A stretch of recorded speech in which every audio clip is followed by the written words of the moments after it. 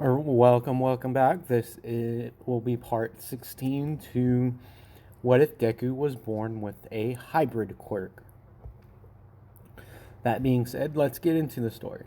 In the last part, I left off and I didn't really go over the exams because because the exams have to take place before the Force Training arc because All Might is in his buff form and he faces Izuku and everything. I didn't think about this in the last part, so I'll kind of go over that right now. Like, nothing too extravagant really happens during that. Except for Izuku and Katsuki basically leaving faster and everything because Izuku kind of like tells Katsuki, he's like, look, we can't beat All Might because if we fight him, like you know him, like we're going to be like really go at it, and he will be forced to use Black Whip against us. And he's like whispering this to Katsuki, and so they make plans to just escape, just get out of there, like before All Might can do everything. So like they do like win by escaping, and everyone's kind of impressed about this and everything. And then afterwards, All Might like talks to them, and he's like, "Why didn't you guys just try to capture me? You guys had the power to do so." And this is when Izuku explains to All Might that he did it to like protect his secret, to protect like the secret connection that they share with their quirks and everything. And All Might's like, "Oh, young Midoriya, always thinking ahead. Good job." Well, then you did better than what I expect you would. So, that being said, the final exams don't really change much either. Because, like, there, besides a few of the students performing better, like, um, some of the students that, like, hold on a moment, I gotta look this up. Well, we'll just say because like I'm not going to spend too much time on it. We'll just say the people that passed, and the people that failed. That way we can like get on with the story with the Forest Training arc because that's where the story really happens. So they on the way they're on the bus ride and everything, and they find out whoever failed the exam will also be going on this, but they'll have extracurricular activities after like the day's training and everything, and they'll have like extracurricular studying that they have to do at the end of the day. And so like they're happy about being able to go on this camping trip, quotation marks, on camping. So on the bus ride there, everyone's like is talking and everything, and Izuku, Momo, and Kendo kind of like got to the back of the bus, and like Izuku's like sitting there like next to the window, like kind of looking out and everything, and Momo's sitting there, and then there's Kendo on the other side. And Izuku kind of falls asleep and like falls onto Momo's lap, which kind of startles a bit. And then she looks down, and she basically creates like a pillow like underneath his head. And Kendo kind of looks at her like is like she like whispers like lucky. And so Izuku basically is sleeping, and everyone's like talking and everything. And during Izuku's dream, the woman that's been leaving all of these letters basically like sort of talks to him and explains like you shouldn't have done what you did at the sports festival because now he's definitely coming after you. You've expedited the plans more that I had planned to do, and now I'm gonna have to do this. And when she says that, Izuku basically like wakes up to like the bus stopping, and he's like, "What is that person's deal? Why won't she just tell me already who she is?" And he's thinking in the back of his head, like, because this is very frustrating for him. Like, he's able to, like, when it involves reading people or figuring out a situation, he can pretty much figure it out, like, fairly easily, and it's just frustrating to him. Like, he's frustrated about this because obviously, like, if she was, like, he's had more time to think about it, and he's like, well, obviously, if she wanted to harm me, she had multiple chances to do so and everything. And so the thing with the rock slide and everything happens. The only thing that changes here is Katsuki, like, grabs Oraka and kind of, like, floats, like, is, like, flying there, and the wild pussycats are like, Aizawa, you couldn't tell us, like, one of them could fly, and, like, what's up with that? And, like, so Aizawa was like, Katsuki, this is a test. And he's like, fine, like, so he flies, like, down the ledge and everything, and on the way, and, like, when the ground, like, broke, Izuku immediately, like, grabbed Kendo and Momo with, like, some of his tendrils.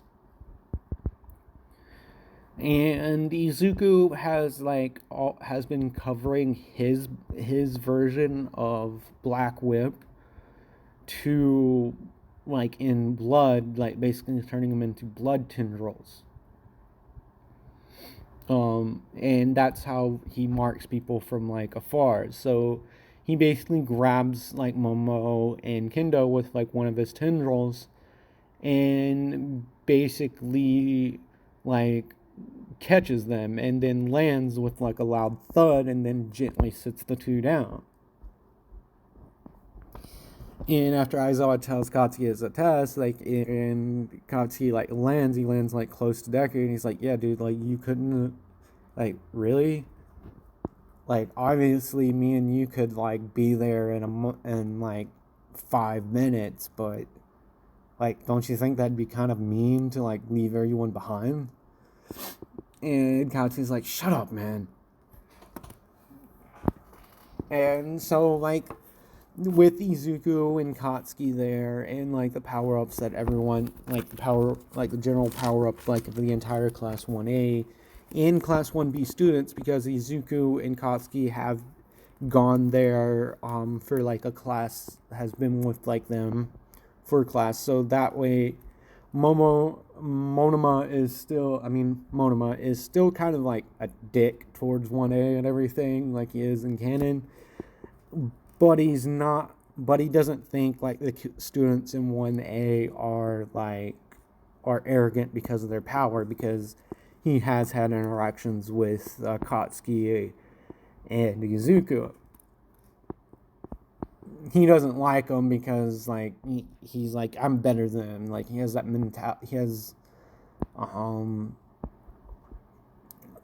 mentality that he's still better than everyone. Basically, like, canon, Katsuki. So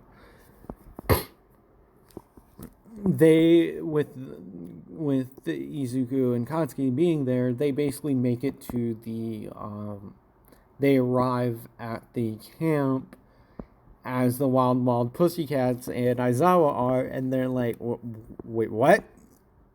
Like, wild pussycats are like, wait, what? That should have took you guys, like, a couple hours. Like, how did you guys get here so fast?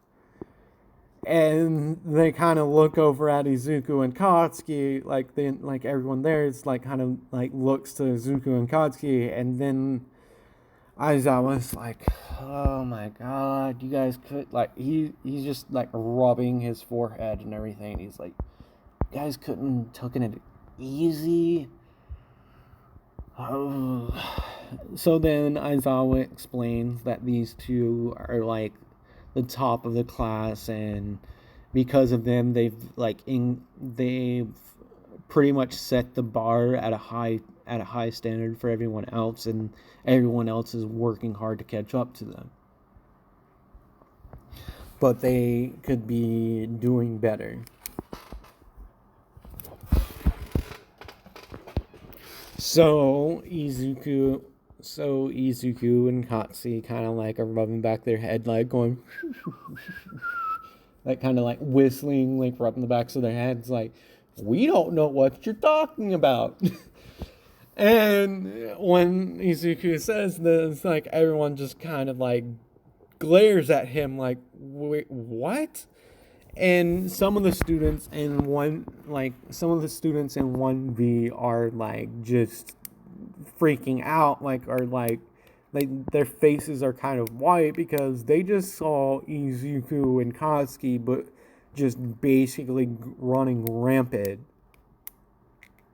like destroying these rock monsters one after another. As soon as they showed up, like they just instantly like destroyed these things. And so basically like everyone that was there was basically just running to the base because they had like several students that were just instantly taking these things out. You had Katsuki and Izuku taking most of them out, but then you had Kirishima basically bulldozing through some of them. Then you had Todoroki providing like shielding for like the rest of the class and everything. Like basically between these four, like they were pretty much just basically clearing a path completely through it, and everyone else kind of didn't really do much. Like this, all the other students from 1A and 1B were kind of like baffled at this, and of course 1B didn't really want to hang out with 1A, so like they kind of started off in anything. But Izuku and Katsuki kind of like saved a couple of them, and they arrived, and eventually like one A and 1B like became like one large group, and they immediately just started moving through.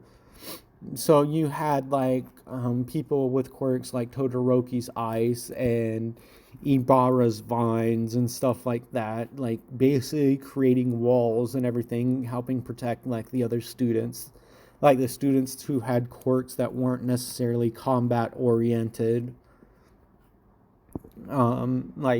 People um, like Shinzo's quirk isn't really useful when like physically attacking someone, and because of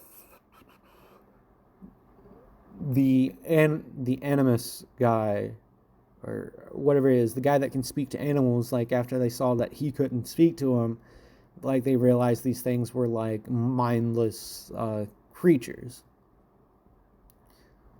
And so Shinzo's quirk wouldn't work at him anyway because like he can't get them to reply, and the other kid's quirk like is ineffective again. So these aren't like actual living creatures; they're just basically mindless golems.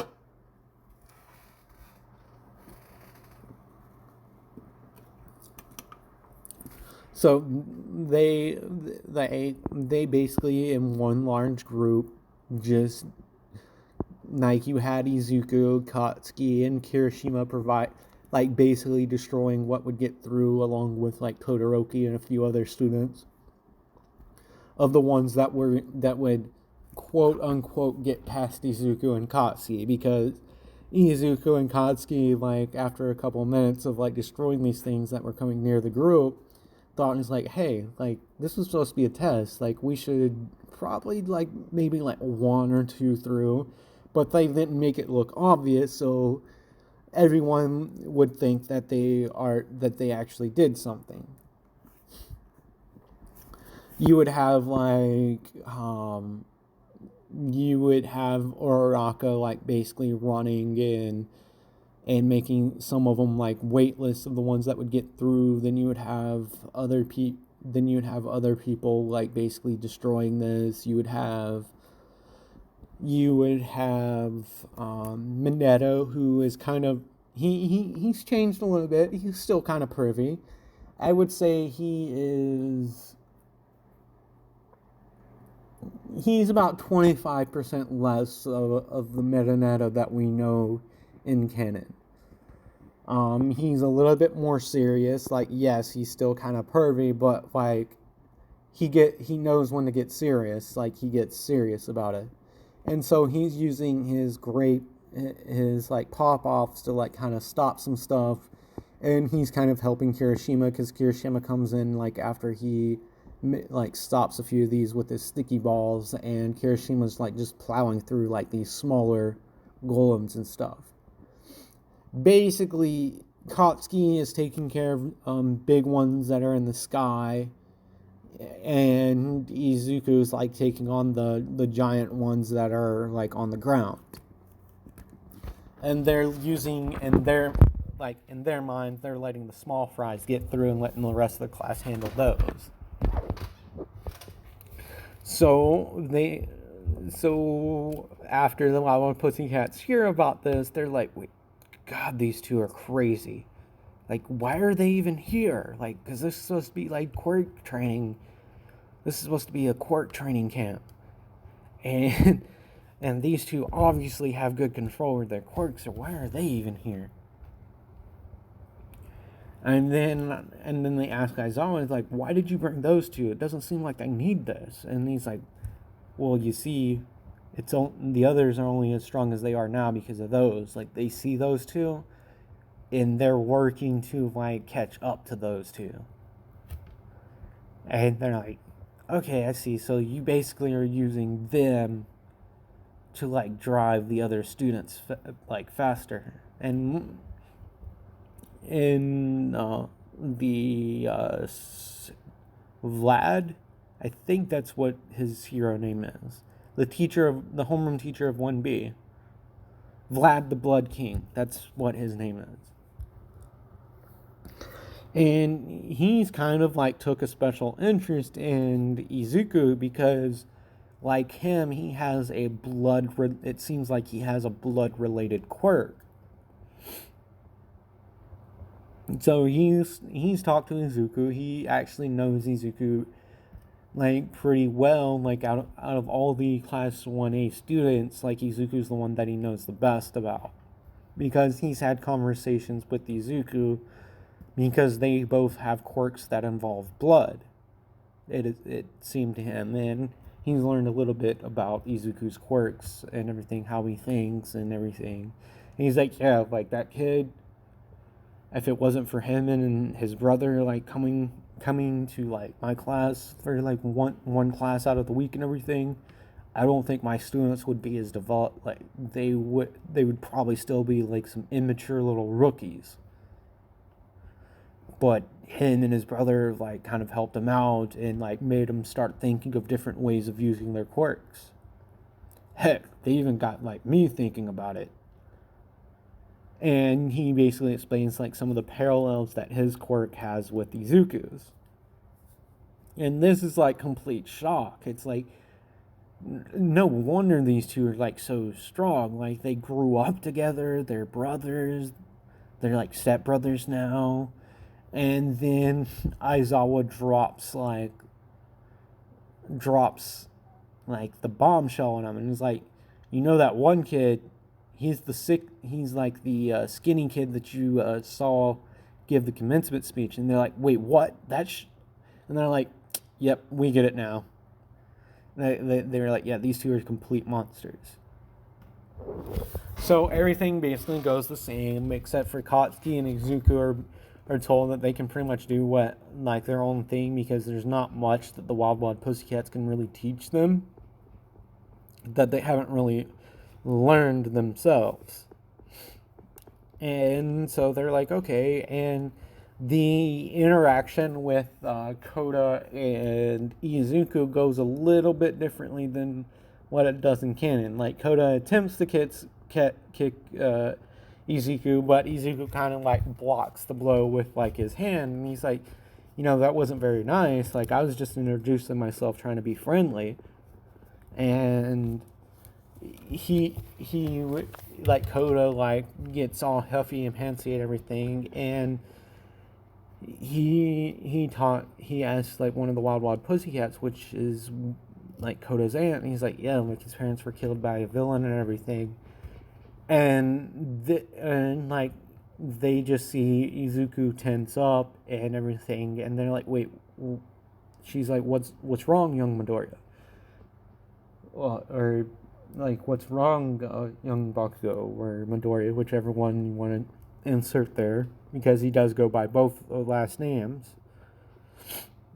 Like, he's legally Midoriya hyphen Bakugo. Like, that's his legal family name. And so he explains to the Wild Wild Pussycat that he lost his dad when he was young to, like, a car accident that was possibly a villain attack. And then he's like, and you obviously know, like, what happened with my mother. And she's like, oh, so I'm sorry, I didn't mean to. And he's like, no, it's okay, it's just, I get what he's going through. And so this makes Izuku a little bit more interested in Kota and wanting to help him, because he, like, out of everyone that's there, Izuku really gets what Kota is going through right now. Because he went through the same thing, and he's still kind of, like, going through it with his mom. So that evening, like, he's asking the Kota's aunt, like, where's Kota and everything? Like, isn't he supposed to be here? He's like, I'm not sure where he is. And he's like, okay, well, I'm gonna pack up a lunch and I'm gonna go, like, find him and, like, talk with him. So Izuku finds Kota at his hiding spot, and it took a few minutes. It took like 5 minutes for him, like 5-10 minutes for him to find him, because, like, they just see Izuku just take off. And everyone's kind of, like, asking, like, what's Izuku doing and everything. And Katsu's like, well, if my suspicions are correct, and sorry about that, I had it on the wiki page trying to look up stuff. If my suspicions are correct, I think he wants to help that boy out, because it seemed like that kid was going through some stuff. And, like, they're like, why would he do that? And then Katsu's like, well, he wants to be a hero that helps everyone out, not with just, like, protecting their lives and property. He wants to improve people's thoughts on, like, everyone else. It's like, when we were younger, like, if it wasn't for him, I probably would have grown up thinking people who are quirkless or people who had weaker quirks than me were useless. But I guess, like, him and my aunt Inko, like, kind of, like, changed my outlook a little bit, because he's like, I could very well see me becoming, like, and he kind of looks at Monoma right now, and he's like, kind of someone like Monoma. And can you imagine someone with a quirk like mine, with Monoma's personality? And everyone's like, don't even make us think about that. And this kind of, like, ticks Monoma off a little bit, being, like, called out like that. And so we cut over to Izuku and Kota, and Izuku was like, whoa, I'm not here to fight, I'm not here to do, like, everything. And he's like, how about this? You don't have to talk, but here's some food, and just listen. And so Izuku goes over about losing his dad at a young age, and then he explains that his mom also died in a terrorist attack. And, like, towards the end, he's like, you probably have heard of, like, the terrorist attack that happened a few years ago. You've probably learned about it. Well, my mom was Shield Maiden, and so I've lost both of my parents to villain attacks as well. And this is just, like, shocks Kota at the realization that Izuku, like, went through the same thing he did. And then Kota's like, so do you blame the villains and everything for the attacks? And Izuku's like, well, I used to, and I used to blame my parents as well. Like, how could you leave me and everything? But fortunately, I had family that actually cared about me. And, like, Izuku kind of, like, tears up a little bit, and he's like, if it wasn't for my family, like, being there with me, I don't know if I would have made it. and he says, Kota, like, your aunt really cares about you, and she's been kind of worried about you, but you don't have to let your past dictate what your future is like. Like, yes, it sucks, but it's to everyone to use the experiences of their past to to make a better future for themselves. And he tells Kota, like, I'm not gonna lie to you, it will still suck even years down the line, but it shows someone's like true character, like how, like, if life throws sorrow at them, if they're able to turn that sorrow into something positive, then I'm sure your parents would be happy. And Kota's kind of like, Izuku's words like ring a little bit true to him, and he's coming back and everything, and then he just gets a message from, like, we'll say that Izuku like literally spends like hours with Kota and everything, like just talking with him. And after Kota opened up, he starts explaining like what happened to his mother and everything. And we'll say that this happened a few like days prior to like when the villains attacked the forest training camp. So he was spending there a few hours like with Kota and everything. So Izuku doesn't know anything about like what's going on with the villain attack, and then he gets this message that villains are attacking and that the students can use their quirks to defend themselves. At this point, this massive hand is coming towards Kota. Izuku like picks up like Kota, it moves away and puts Kota down behind him. And Kota's in shock, is like he like, look on Kota's face is like pure terror, because the man standing before them that attacked them is the guy that killed his parents. And with that, we'll get into the rest of the forest training arc in part 17. Thank you for the support and the words of encouragement from a few of the people that have made comments, and all the views and likes that you guys have been doing. It does give me motivation to like continue this. With that being said, enjoy the rest of your day, and I will get the second part to the forest training arc part 17 out as soon as I can. I still have a few things to work out, and then I'll record it. Peace out and have a nice day.